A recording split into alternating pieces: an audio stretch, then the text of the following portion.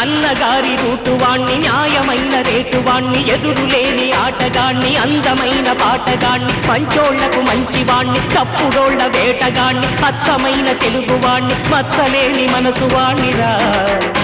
నేనందరికీ సొంతవాణ్ణిరా నేనెప్పుడైనా అందరికీ సొంతవాణ్ణిరా నే తప్పంటే తప్పురా ఒప్పంటే ఒప్పురా నేను ఆటోవాణ్ణి అన్నగారి రూటువాణ్ణి న్యాయమైన రేటువాణ్ణి